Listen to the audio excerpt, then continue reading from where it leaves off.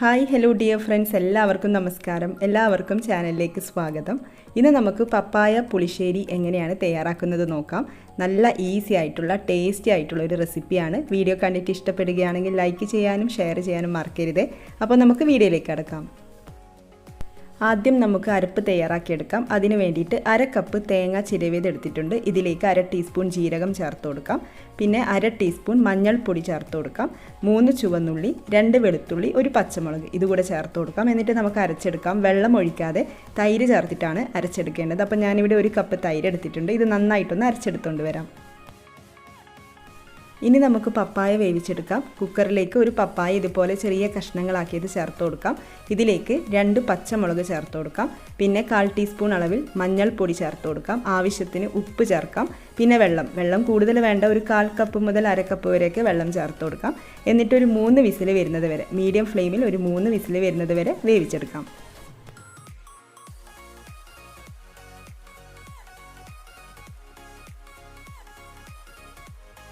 പപ്പായ ഇവിടെ വെന്ത് വന്നിട്ടുണ്ട്. അപ്പോൾ നമുക്കിതിനി ഒന്ന് ഉടച്ചെടുക്കണം. മുഴുവനായിട്ട് ഉടച്ചെടുക്കുന്നതാണെങ്കിൽ അങ്ങനെ ചെയ്യാം. ഇല്ലെങ്കിൽ ഇതുപോലെ കുറച്ച് കഷ്ണങ്ങളൊക്കെ വെച്ചിട്ട് ബാക്കിയൊക്കെ നന്നായിട്ട് അങ്ങ് ഉടച്ചെടുക്കാം. ഉടച്ചെടുത്ത പപ്പായ ചട്ടിയിലേക്ക് മാറ്റിയിട്ടുണ്ട്. അപ്പോൾ നമുക്ക് പുളിശ്ശേരി ഇനി ചട്ടിയിൽ തയ്യാറാക്കാം. ഇതുവരെ ഫ്ലെയിം ഓൺ ചെയ്ത് കൊടുത്തിട്ടില്ല, അതൊന്ന് പ്രത്യേകം ശ്രദ്ധിക്കണം. ഫ്ലെയിം ഓൺ ചെയ്ത് കൊടുക്കാൻ വരട്ടെ. അതിന് മുന്നേ ഇതിലേക്ക് തേങ്ങ അരച്ചത് ചേർത്ത് കൊടുക്കാം. നന്നായിട്ടൊന്ന് മിക്സ് ചെയ്തെടുക്കാം. ഇതിലേക്ക് കുറച്ച് വെള്ളം ചേർത്ത് കൊടുക്കണം. ഇതിവിടെ നന്നായിട്ട് കുറുകിയിരിക്കുകയാണല്ലോ, അപ്പോൾ ഒന്ന് ലൂസാക്കി എടുക്കാൻ വേണ്ടിയിട്ട് കുറച്ച് വെള്ളം, ആവശ്യത്തിന് വെള്ളം ഒഴിച്ചു കൊടുക്കാം. എന്നിട്ട് ഫ്ലെയിം ഓൺ ചെയ്ത് കൊടുത്തതിന് ശേഷം നന്നായിട്ട് ഇളക്കി കൊടുത്തുകൊണ്ടേയിരിക്കണം. ചെറുതായിട്ടൊന്ന് ചൂടായിട്ട് വരുമ്പോൾ നമുക്ക് ഫ്ലെയിം ഓഫ് ചെയ്ത് കൊടുക്കാം.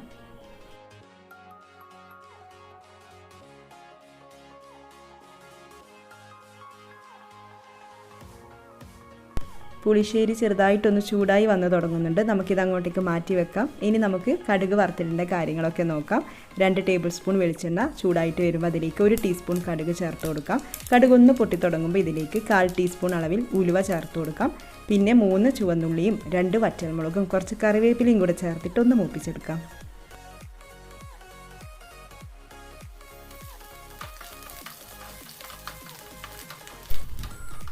ഫ്ലെയിം ഓഫ് ചെയ്ത് കൊടുത്തതിന് ശേഷം നമുക്കിതിലേക്ക് മുളക് പൊടി ചേർത്ത് കൊടുക്കാം. 1/4 ടീസ്പൂൺ മുതൽ 1/2 ടീസ്പൂൺ വരെയൊക്കെ ചേർക്കാം. നല്ലൊരു കളർ കിട്ടാൻ വേണ്ടിയിട്ടാണ്. മാത്രമല്ല എരിവ് കുറവായിട്ട് തോന്നുന്നതാണെങ്കിൽ 1/2 ടീസ്പൂണൊക്കെ ചേർത്ത് കൊടുക്കാം. എന്നിട്ട് നമുക്ക് നന്നായിട്ടൊന്ന് ഇളക്കി യോജിപ്പിച്ചതിന് ശേഷം പുളിശ്ശേരിയിലേക്ക് ഒഴിച്ചു കൊടുക്കാം. ഒന്ന് മിക്സ് ചെയ്തെടുക്കാം. അങ്ങനെ നമ്മുടെ പപ്പായ പുളിശ്ശേരി ഇവിടെ റെഡി ആയിട്ടുണ്ട്. അപ്പോൾ എല്ലാവരും ഒന്ന് ട്രൈ ചെയ്ത് നോക്കണം. വീട്ടിൽ പപ്പായൊക്കെ ഉണ്ടെങ്കിൽ വേഗം തന്നെ ട്രൈ ചെയ്ത് നോക്കിക്കോളൂ. എന്നിട്ട് നിങ്ങളുടെ അഭിപ്രായം കമൻസിലൂടെ അറിയിക്കാനും മറക്കരുത്. ഇതുപോലുള്ള റെസിപ്പീസ് നമ്മുടെ ചാനലിൽ വേറെയും ഉണ്ട് പപ്പായ വെച്ചിട്ടൊക്കെ. അപ്പോൾ അതൊക്കെ കാണുക, ട്രൈ ചെയ്ത് നോക്കുക. നമുക്ക് അടുത്ത വീഡിയോയിൽ കാണാം. താങ്ക്